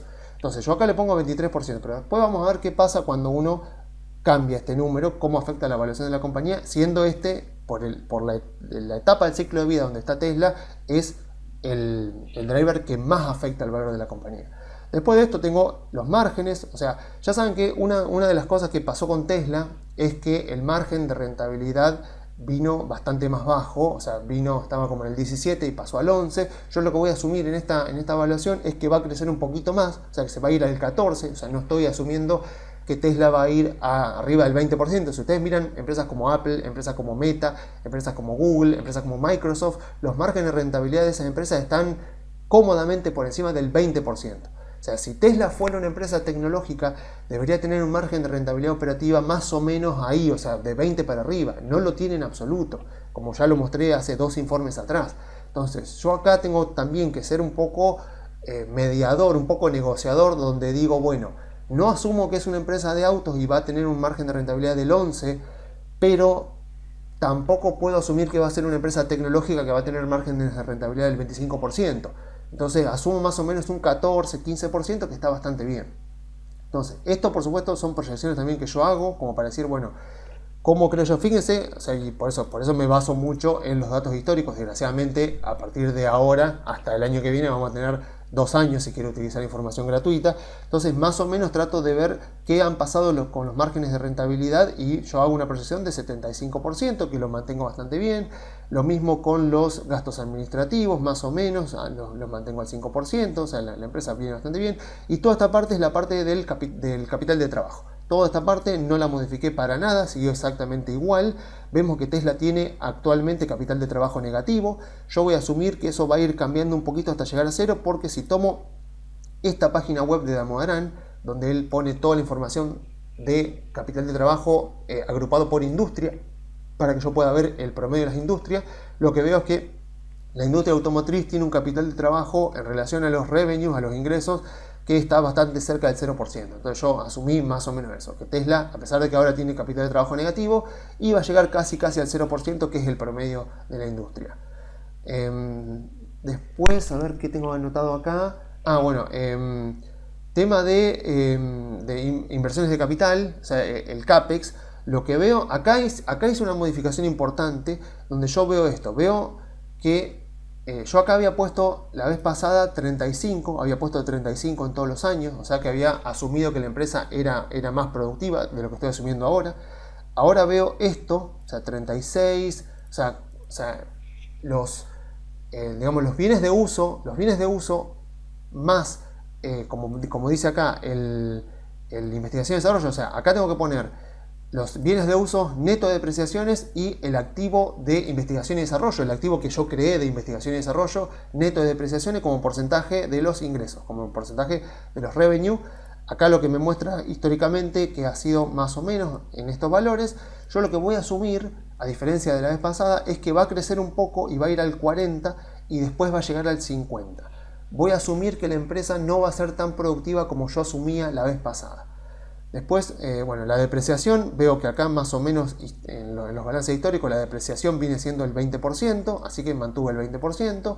Después toda esta información vayan viéndola. Hay mucho sobre los leasings, o sea, como todo esto, los leasing operativos sobre los revenues, más o menos. Acá no toqué nada en relación a la evaluación anterior. Eso es lo que está bueno. Una vez que hiciste la primera evaluación, las otras ya son más sencillas porque hay muchas cosas que las vas a mantener constantes, porque hay cosas que no cambian mucho de un trimestre para el otro. Entonces no hace falta que las modifiques. Después acá... Sí, acá ya viene la segunda parte, que es esta. Así que ahora voy a ir al tema del costo de capital. Costo de capital, puse la tasa libre de riesgo, modifiqué la tasa libre de riesgo, obviamente, porque antes era más alta, tomé esta, la de abril. Después modifiqué también el valor del equity, porque había bajado en relación al año, perdón, a la evaluación que hice la vez pasada. Pero después el resto quedó igual, o sea, el costo de la deuda de la compañía no va a cambiar, o sea no cambia de un trimestre para el otro. Lo que sí hice, o sea, hice dos cambios importantes.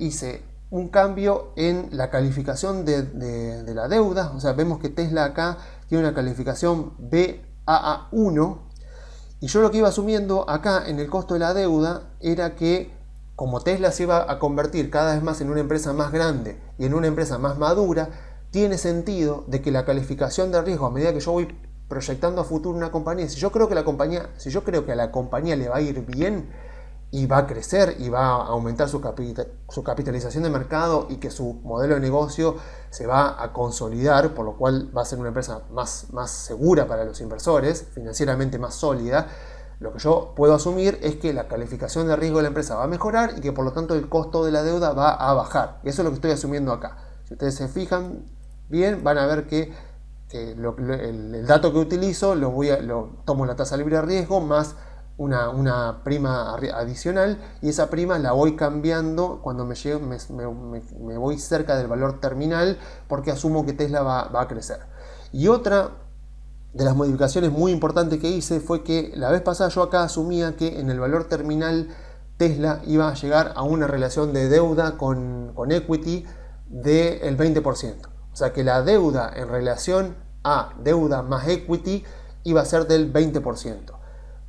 Perdón, yo asumía que iba a ser del 25%. Ahora asumo que va a ser del 20%. ¿Por qué? Porque si yo llego a asumir que la deuda va a aumentar tanto, el costo de capital me baja mucho. O sea, tengan en cuenta que el costo de la deuda, fíjense lo que es el costo de la deuda de la empresa. O sea, ¿dónde está el costo de la deuda? El costo de la deuda es esto. Esto sería el rendimiento que un acreedor le exige a la compañía. O sea, el rendimiento que una persona, en este caso vamos a poner ahora, tal como estamos proyectando para 2024, desde hoy, sería el rendimiento que un inversor de deuda, un acreedor de deuda, le exige a la compañía para sentirse compensado. Sería 5,9. Ante una tasa del 3,5%, una tasa libre de riesgo del bono del tesoro, yo para invertir en Tesla racionalmente tengo que exigir como mínimo un 5,9%. Ahora, miren lo que es el costo del equity. O sea, este sería el costo, el rendimiento exigido por un acreedor de deuda para sentirse compensado por el riesgo que está asumiendo al comprar deuda de Tesla. 5,9. Ahora, ¿qué sería el CAE? El rendimiento exigido por un inversor en Tesla que invierte en acciones. O sea, ¿qué rendimiento anual, ya sea porque se mueve la acción de la compañía o porque le pagan dividendo, el accionista le va a exigir a la compañía para sentirse compensado por el riesgo que está asumiendo? Bueno, 9,2. O sea, no hay que ser un genio para ver que el CAE, el costo del equity, es mayor al costo de la deuda. Entonces, ¿qué puedo asumir yo? Que si yo aumento la cantidad de deuda que tiene mi compañía, como el costo, como la exigencia de rendimiento del acreedor es menor a la del accionista, entonces el costo de capital me baja. Y eso es lo que pasa acá. Si yo a esto llego a ponerle 25, 30, 40%, el costo de capital, lo que van a ver ustedes, y pruébenlo si se baja en el Excel y lo quieren probar, es que baja mucho el costo de capital. Entonces, por eso uno dice, la deuda no es ni buena ni mala. O sea, la deuda depende para qué la usás. Si vos tomás deuda en una compañía y la invertís en activos, esa deuda va a ser buena porque te va a bajar el costo de capital, porque el rendimiento exigido por el acreedor es menor al accionista. Entonces vas a tener una empresa que, a igualdad de condiciones, digamos, manteniendo todo constante, va a ser más valiosa, va a valer más, porque el costo de capital va a bajar por financiarte con más deuda. Ahora, ¿cuál es la cuestión? Que Elon Musk, como ven acá, no es de tomar deuda. O sea, la empresa tiene muy poca deuda. Si me fijo acá, que yo lo puse, en este momento la relación que tiene de deuda en relación a la deuda y el equity es 1,1. O sea, es bajísima. Elon Musk no toma deuda. Se ve que le tiene miedo a la deuda, le tiene aversión a la deuda. Entonces yo no puedo proyectar mucho acá. Y obviamente que si yo acá proyecto que en vez de 20 va a ser 10, el costo de capital acá, el WACC, me va a aumentar, porque voy a estar asumiendo una estructura de capital con más equity que deuda, con mucho más equity que deuda. Entonces, acá hice una corrección porque me pareció demasiado optimista creer que el costo de capital de Tesla iba a bajar tanto, porque yo al mismo tiempo asumía que la deuda iba a aumentar a un 25% en la estructura de capital, siendo que Elon Musk no ha demostrado eso, ni en su compañía, ni en Tesla, ni en ninguna otra compañía, y no parece que lo vaya a hacer. Entonces acá yo perfectamente podría también probar una evaluación con 10% de deuda, pero bueno, quiero dejar un margen como para decir, bueno, puede ser que Elon Musk recapacite y se dé cuenta cuando su compañía sea más madura, donde ya no haya tanto riesgo, que el mercado no la perciba como tan riesgosa, y aproveche para tomar deuda, porque la deuda, cuando una compañía se financia con deuda, está bueno porque te aumenta el valor de la compañía, porque te permite tener un escudo fiscal y, por sobre todas las cosas, el rendimiento exigido por el acreedor es menor que el exigido por el accionista. Entonces, si yo tengo que capitalizarme, me conviene mucho más capitalizarme con deuda que con equity, porque el rendimiento del acreedor va a ser menor y entonces el valor de mi compañía, yo voy a obtener ese financiamiento, pero el valor de mi compañía va a ser mejor que si lo obtengo con deuda que con equity, hasta un cierto punto, por supuesto, porque si me lleno de deuda, ya el mercado va a percibir que puedo llegar a caer en default, que no voy a poder afrontar los compromisos que tengo, y eso me va a tirar directamente todo el valor del equity para abajo, porque el accionista va a decir, che, si vos te estás endeudando tanto, vas teniendo tanto riesgo, esta empresa se está volviendo cada vez financieramente más riesgosa, y como se está volviendo financieramente más riesgosa, yo como accionista, como estoy asumiendo todo el riesgo, te voy a exigir a vos, gerente o empresa en su conjunto, más rendimiento para sentirme compensado, y si no me voy, si no vendo las empresas en el mercado y me voy. Bueno, espero que se haya entendido esta parte del costo de capital. Vamos ahora a la última parte, que es la parte del CAPEX. Si ustedes se fijan, a ver si era por acá abajo, acá abajo, bien al final de esta segunda hoja, lo que me pregunta acá es la fase del valor terminal. O sea, ¿qué voy a hacer yo en el valor terminal, que acá le llama valor continuo, Continuing Value Input? Me dice ¿qué valor voy a tomar del ROIC? Porque yo tengo que calcular el valor del rendimiento sobre el capital invertido en el valor terminal, que es el valor más importante de la evaluación. Entonces yo le dije acá que use la opción 3, que sería utilizar el promedio del WACC. O sea, acá lo que me hace es hacer un promedio del WACC y me lo redondea, entonces me queda 9,3. Si yo asumo en este escenario base, si yo asumo que la empresa en el valor terminal va a tener un 9,3% de rendimiento sobre el capital invertido y el costo de capital va a ser 6,84, lo que estoy asumiendo es que la empresa por sus ventajas competitivas, por su industria, por sus negocios, por sus servicios, va a ser capaz de generar valor positivo para sus accionistas a perpetuidad. No mucho, pero que va a ser capaz de generarlo. Entonces, aprovechando esto, también vamos a aprovechar esta que es la fase 2, porque ya vieron que recién mostré los primeros 5 años, que son estos, y después viene la fase 2, que son 10 años más hasta converger al valor terminal, donde acá no hay mucha ciencia. O sea, acá yo venía haciendo crecer los ingresos al 23%, bueno, lo que hago ahora es un descenso en línea recta a 2,5%. ¿Por qué? Porque 2,5% es el crecimiento de la economía de Estados Unidos promedio por año, incluso teniendo en cuenta la inflación. O sea, estoy asumiendo que la compañía a perpetuidad va a crecer un 2,5%, o sea que va a crecer a la par que crece la economía, la macroeconomía en su conjunto. O sea, no estoy asumiendo nada, porque si yo llego a asumir acá un gran crecimiento en valor terminal, el valor de la compañía se me va a las nubes y no puedo hacer eso. Tengo que asumir que la compañía va a tener un crecimiento igual o inferior al de la economía. En el caso de Tesla asumo 2,5. Acá lo mismo, o sea, estoy asumiendo como ven acá, estoy asumiendo este es el margen que estoy asumiendo de resultado operativo, el que yo les decía hace 2 informes atrás que había caído al 11% y que eso no había gustado para nada. Yo asumo 14% para el año que viene, casi 14, 13, 13, 13, o sea, no estoy asumiendo que va a volver a 17, eso es lo que quiero marcar, ¿no? No estoy asumiendo que va a ser el margen operativo de una empresa tecnológica, arriba del 20%, simplemente asumo esto, más o menos, 13, 14, más o menos, y asumo 15% a perpetuidad, que se va a mantener en el 15%, o sea, no va a ser el margen de una automotriz normal, que suelen tener márgenes del 10, del 11, del 12%, pero tampoco va a ser el margen de una tecnológica. Yo le asumo un margen del 15, algo ahí, o sea, conservador, ni siquiera algo intermedio, algo más conservador, o sea, cosa de decir, va a ser una automotriz, va a tener margen de rentabilidad de automotriz, pero un poco mejor porque Tesla va a tener conducción autónoma, va a ofrecer servicios, capaz que saque otros productos además de auto, entonces asumo eso. Después, bueno, todo el tema de los impuestos, o sea, Tesla en este momento paga una tasa del 10% en impuestos, o sea, con todos los descuentos que le hace, es el 10% de lo que tiene Tesla, y asumo obviamente que eso no lo va a poder mantener siempre, que va a terminar pagando un 25% de impuesto a la ganancia. Y acá hay otra modificación con respecto a el análisis anterior, o sea, yo les decía que en vez de asumir 35, asumía que iba a estar en 40, lo que serían los bienes de uso en relación a los ingresos, que esto me marca la productividad de la compañía. Entonces ahora asumo que en línea recta, como para decir algunos años será más, otros años será menos, va a subir al 50%. ¿Por qué? Porque lo que estoy usando acá es el Sales to Invested Capital Ratio que utiliza Damodaran para calcular este ítem particular del capital invertido. No estoy siendo tan no estoy siendo tan pesimista, o sea, estoy siendo bastante optimista, o sea, no estoy yendo al promedio de la industria, estoy yendo más arriba que el promedio de la industria, porque asumo que Tesla va a seguir siendo más productiva por las ventajas competitivas que tiene, pero asumo menos optimismo que la vez pasada.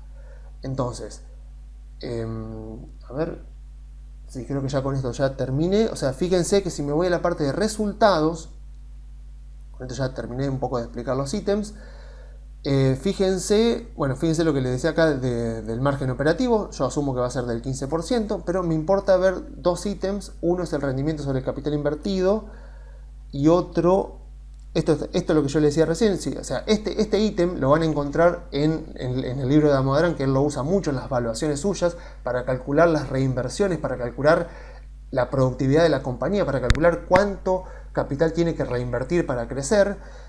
Él utiliza revenue, ingresos sobre capital invertido.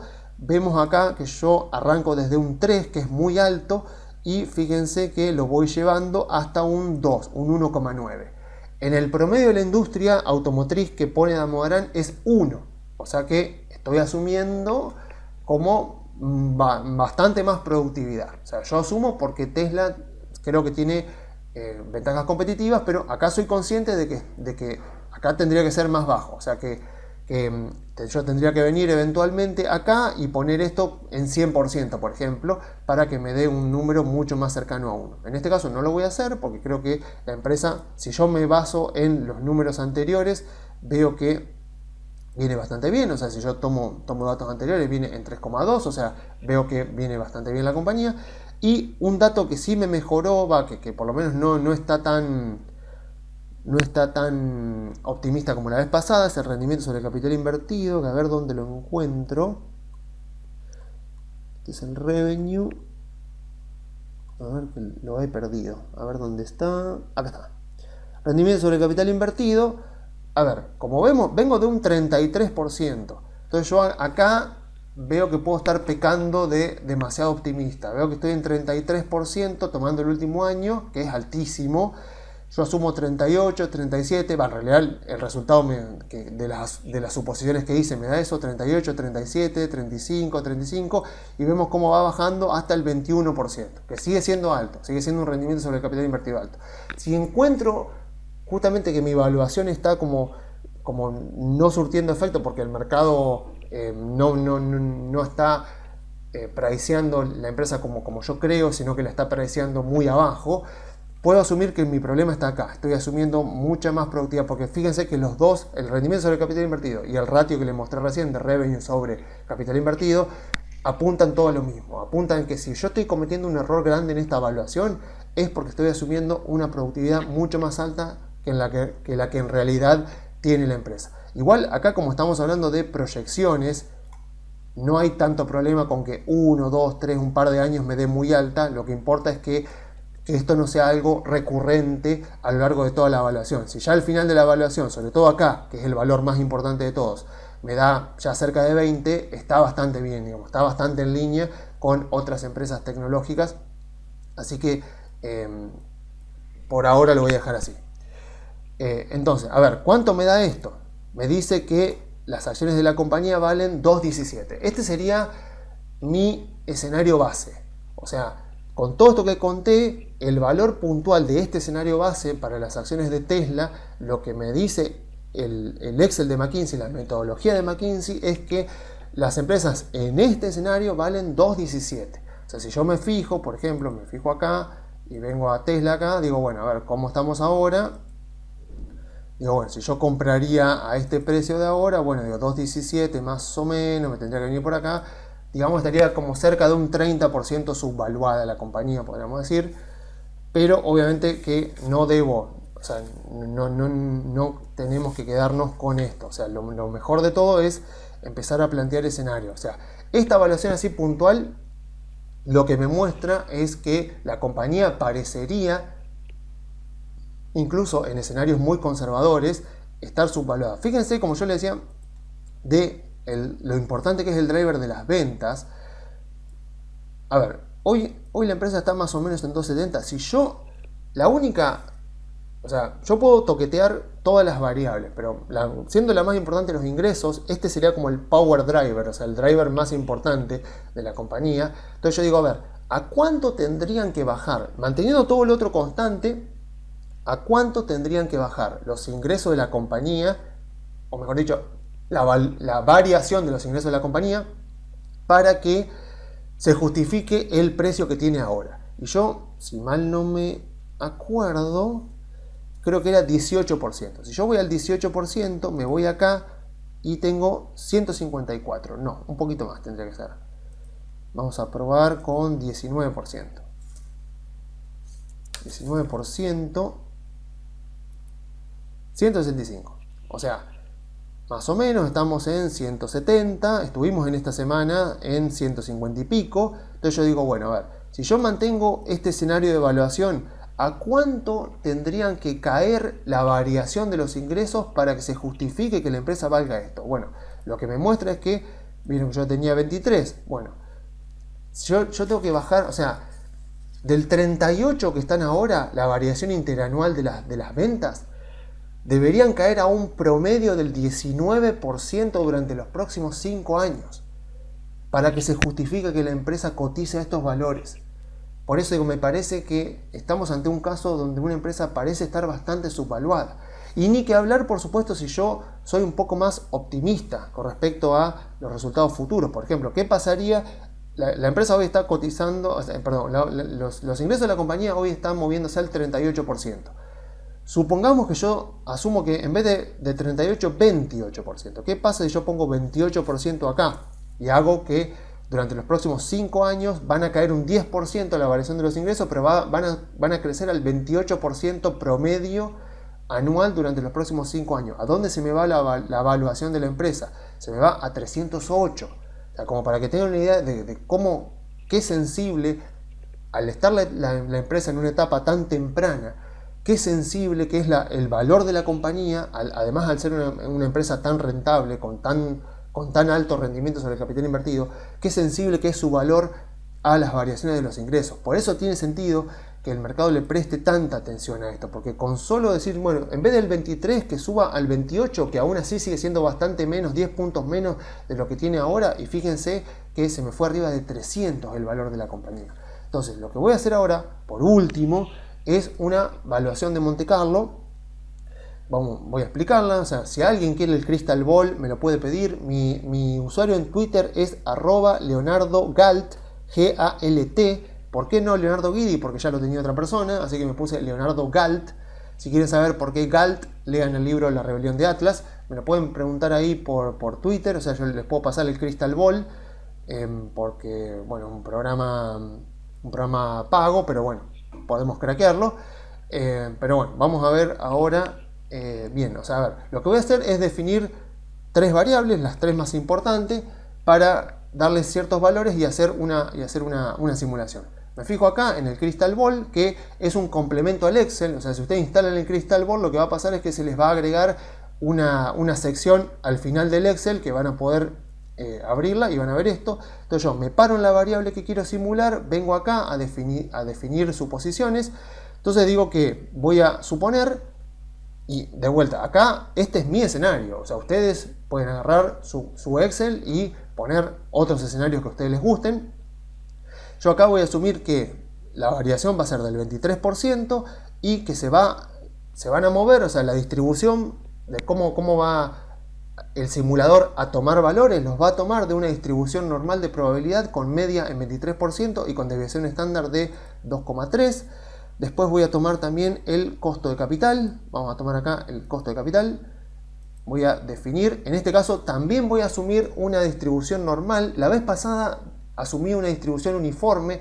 Eso fue un error, porque si uno mira históricamente y uno toma datos históricos de cómo se mueve el costo de capital, sobre todo en Estados Unidos, y uno hace un histograma con eso, lo que ve es que se mueve bastante de forma normal, porque es muy poco probable que el costo de capital de una empresa caiga por debajo del 6, pero también es muy poco probable que suba por arriba del 10, porque a menos, por supuesto, que de repente entremos en la década de los 80 con la tasa libre de riesgo en el 15%. Ahí sí el costo de capital se me va arriba del 15%, pero asumiendo los últimos 10, 20, 30 años, incluso si me voy a la década de los 90, puedo asumir perfectamente para el futuro, y asumiendo que la inflación va a bajar, que la tasa libre de riesgo va a seguir más o menos en estos valores, lo que puedo hacer es asumir perfectamente un costo de capital que se va a mover con una distribución normal de media 8 y con desviación estándar del 1%. Acá obviamente, si ustedes quieren hacer algo un poco más grande, lo pueden cambiar acá, pueden ponerle 2 si quieren, o pueden ponerle 9 si quieren por acá,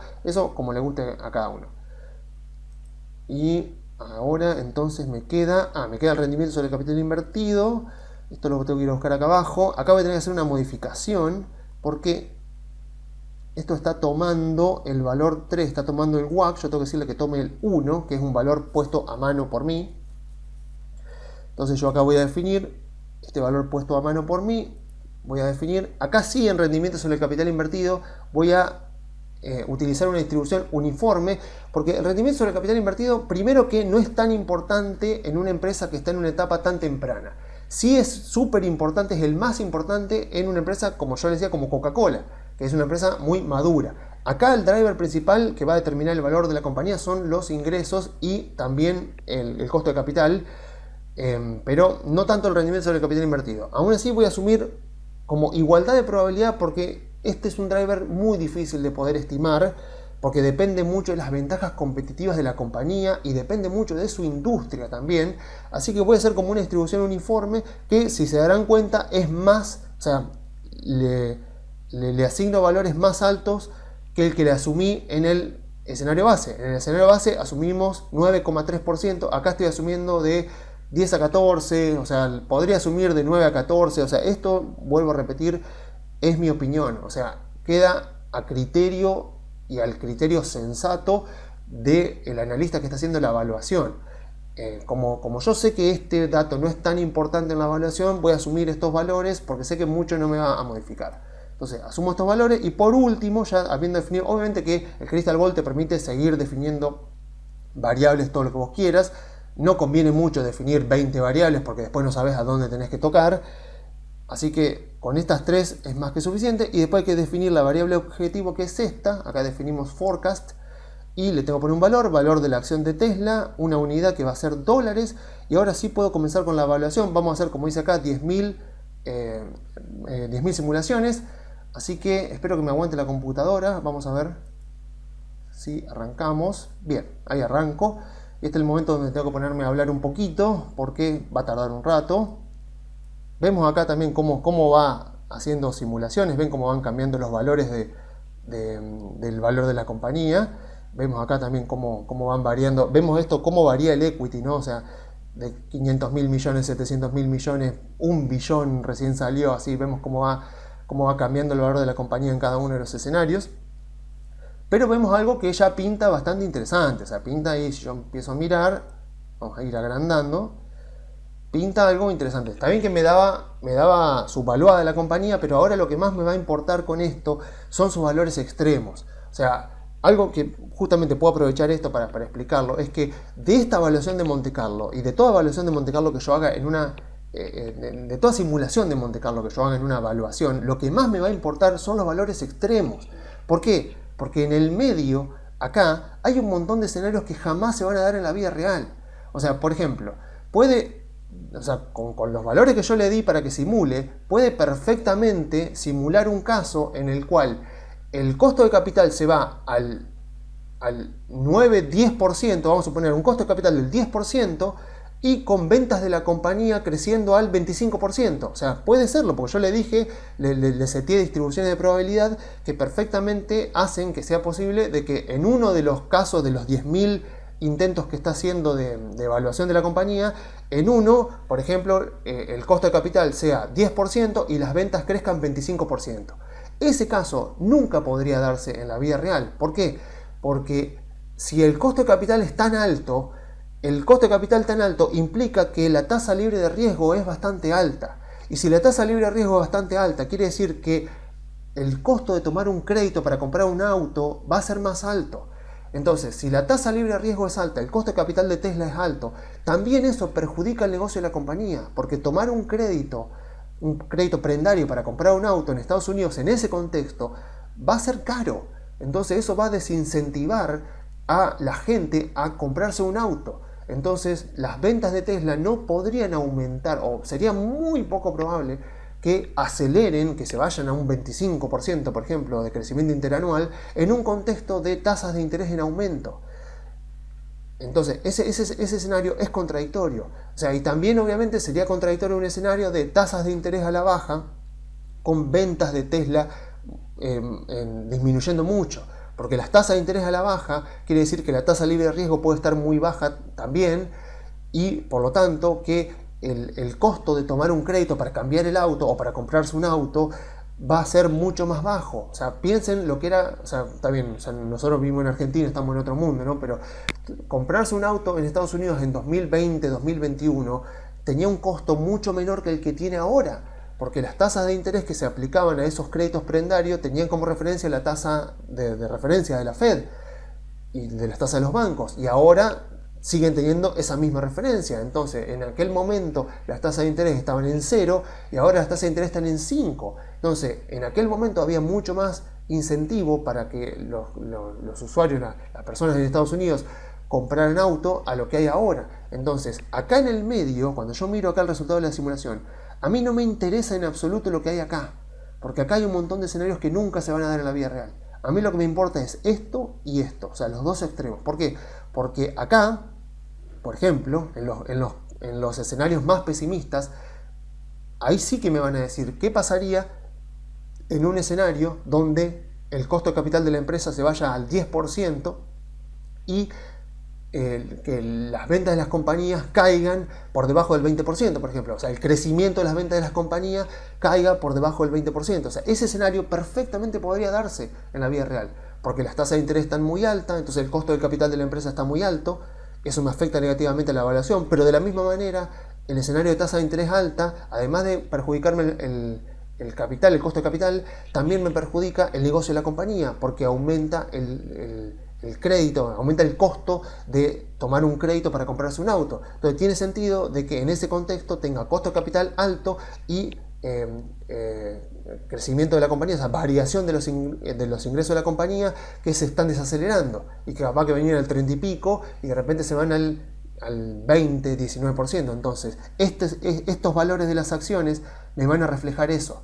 Y acá lo mismo, o sea, me van a reflejar estos valores extremadamente optimistas, me van a decir qué pasaría en el caso en el que el costo de capital de la empresa baje mucho, por ejemplo, porque las tasas de interés han bajado, por ejemplo, la tasa libre de riesgo ha bajado, la prima de riesgo de mercado también ha bajado, pero al mismo tiempo eso ha permitido bajar el costo de tomar un crédito y por lo tanto eso incentiva a la gente a cambiar el auto o a comprarse un auto por primera vez y eso fomenta las ventas de Tesla. Entonces es perfectamente lógico pensar en un escenario de costo de capital a la baja y de crecimiento en las ventas acelerándose, de variación de las ventas que de 23 se vaya a 24, 25, 26. Entonces lo que me importa acá es esto, son los dos extremos. Entonces yo lo que puedo hacer acá una vez que tengo el histograma es botón derecho, View y ver los percentiles.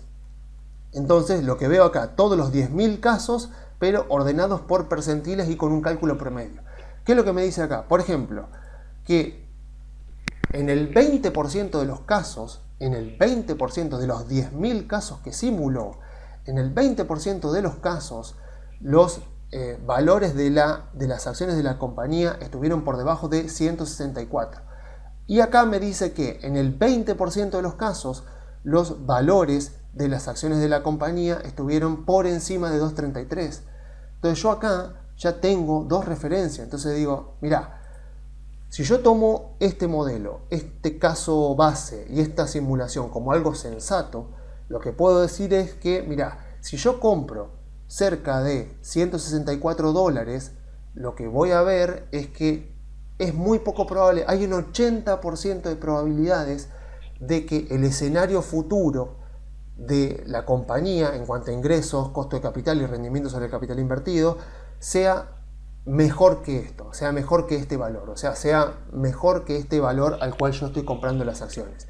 Y que si yo veo que la empresa está subiendo y la cotización de las acciones está por encima de 2.33, si yo no cambio mi escenario, lo que tengo que pensar es que la empresa está muy cara, que solamente en el 20% de los casos podrían darse un escenario de crecimiento de ingresos, rendimiento sobre el capital invertido y costo de capital que justifique que la empresa valga más de 2.33. Entonces yo miro el precio de las acciones ahora y veo que durante esta semana las acciones estuvieron en 2.54, 2.55, llegó a 2.52 más o menos, que estuvo dando vuelta en 2.60, 2.61 y que hoy pegó un súper subidón y terminó en 170.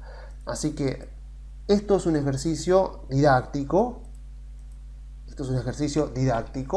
No es ninguna recomendación de compra ni de nada. Yo sé que va a haber gente que no me va a hacer caso, pero bueno, el objetivo de esto, y ya llevo más de 1 hora y media de video, el objetivo de esto es entender cómo podemos invertir en el mercado teniendo más información que la que tiene la mayoría. O sea, si hacemos todo este tipo de trabajo, que como se dan cuenta es un trabajo que lleva su tiempo hacerlo, podemos invertir con más información que el resto y por lo tanto obtener una ventaja, no desesperarnos cuando hay mucha volatilidad o cuando los precios caen mucho y también ser sensatos y saber vender cuando los precios de las acciones están descontando escenarios que son poco probables que ocurran. Acá lo que me dice es, mira, estoy comprando en el 20%, digamos, en la zona de 164, lo que me dice esta simulación y este escenario es que si yo compro estos valores, hay un 80% de probabilidad de que se dé un escenario que justifica un precio de las acciones mayor a 164. Entonces, que el escenario que justifica precio de las acciones menores al precio que yo estoy comprando cuando estoy comprando en la zona de 164 es el menos probable y que es poco probable que se vaya a dar. No quiere decir que no se vaya a dar, quiere decir que es poco probable. Y lo mismo acá, en el 80%. Si yo vendo cuando está por encima de 2.33, si yo no actualicé, capaz que me vuelvo más optimista y digo, no, la verdad que creo que el crecimiento de los ingresos de Tesla puede ir al 25, 28% y por lo tanto hasta 300 no le largo. Bueno, puede ser, es la opinión de cada uno. Pero lo que me dice así, tal como está esta evaluación y esta simulación, es que si el precio, si de ahora a que se presente el próximo balance, yo compro y el precio de la empresa supera los 2.33, si yo sostengo este escenario, lo aconsejable sería vender, porque en estos escenarios el crecimiento de los ingresos, el rendimiento sobre el capital invertido y el costo de capital tendrían que ser muy positivos para justificar una evaluación mayor a 2.33. Esa sería como la estrategia que podríamos seguir. E incluso acá el Crystal Ball tiene el gráfico de sensitividad, donde yo les mostraba, yo les decía que el principal driver de valor de la compañía es el crecimiento de los ingresos, que este O24 es la celda donde está ahí el crecimiento de los ingresos. X10 es la celda en la que está el costo de capital, como ven ahí que dice costo de capital, y como yo les decía, el rendimiento sobre el capital invertido, que está ahí abajo chiquitito, menos del 1% del valor de la compañía, o sea, es afectado por cuánto varió el rendimiento sobre el capital invertido. Tiene sentido, de vuelta, por el momento en el que está Tesla, o sea, por la etapa en el ciclo de vida que está Tesla. En este momento, como me muestra este gráfico de sensibilidad, la variable que más afecta al valor de la compañía son los ingresos. Entonces, si yo soy inversor de Tesla, tengo que saber que esa es la principal variable a monitorear, porque es la que más va a determinar, la que más determina en este momento el valor de la compañía. Y por lo tanto, si yo considero que la compañía tiene ventajas competitivas lo suficientemente sólidas como para sostener ese crecimiento de los ingresos, o que disminuya, pero que no se vaya al 20%, entonces va a tener sentido que yo crea que el valor de la compañía es mayor al que tiene en este momento, y que por lo tanto yo considere que la empresa en estos precios está subvaluada. Igual les digo que yo veo este Excel y veo la compañía cotizando en 170 y me da un poquito de... También yo obviamente, vamos a decir la verdad, yo tengo acciones de Tesla porque tengo que comer la misma comida que yo cocino. No tiene sentido que yo me tome todo este trabajo para después no hacer nada con el resultado. Pero les confieso que cuesta, cuando el resultado es tan contundente, en este caso con respecto a la subvaluación de la compañía, a veces te hace dudar, porque uno dice, no me estaré equivocando, no estaré siendo demasiado optimista con la compañía. Por eso es que el escenario de ingresos yo lo hice tan conservador en relación a lo que está ahora, porque al darme semejantes valores, lo primero que pienso es, yo en algún lado metí la pata, o sea, en algún lado le erré, porque no puede ser que si yo me fijo en los percentiles me estén dando estos valores tan buenos de 20%, 164, o sea, entonces obviamente que uno no está pensando con esta evaluación hacer todo all-in, digamos, invertir todo en Tesla. Pero cuando el resultado es tan notorio, lo primero que miro es a ver si no tengo algunas suposiciones demasiado exageradas. Hay algunas, pueden ser, sobre todo con el rendimiento sobre el capital invertido, pero siendo que fui tan conservador con los ingresos, me genera bastante confianza con respecto a que el mercado puede estar siendo muy pesimista con respecto a Tesla y que podemos estar ante una gran oportunidad. De vuelta, esto no es ninguna recomendación de compra, de venta ni de nada. Acá cada uno tiene que hacer su trabajo, y si ustedes quieren hacer lo mismo, bueno, métanse en este link, fíjense, o sea, copien las mayúsculas y las minúsculas, respeten las mayúsculas y las minúsculas. Esto que está acá es un 0, no vayan a poner una O porque no va a andar. Acá, si se meten a este link, está ahí el repositorio con el Excel, con los con el parte de prensa, con los estados trimestrales, todo de donde saqué los valores, sobre todo de los bienes de uso. Así que se meten ahí, se descargan el Excel y de última, si quieren el Crystal Ball, me escriben por Twitter o me mandan un mail para poder utilizar el Crystal Ball. Algo muy importante del Crystal Ball es que solo funciona en Excel hasta el 2013. Si ustedes tienen, este por ejemplo es el Excel 2010 y no lo actualizo porque justamente sé que si me instalo el 2016 para arriba, pierdo el Crystal Ball porque no funciona. Así que hasta el Excel 2013 funciona. Si tienen Excel arriba del 2013, desgraciadamente no funciona. Es un programa muy viejo, no sé por qué Oracle no lo ha actualizado. Así que ténganlo en cuenta por si quieren usar el Crystal Ball, porque si no hay otros programas que hacen simulación, pero son carísimos. Este por lo menos lo pueden descargar y lo instalan y no vale nada. Así que bueno, ténganlo en cuenta, ya saben, se meten en ese link. Y bueno, 1:45, así que yo me despido dejándole las vías de comunicación. Se pueden comunicar enviando un mail a info@grupocari.com.ar o enviando un mail a contacto@grupocari.com.ar.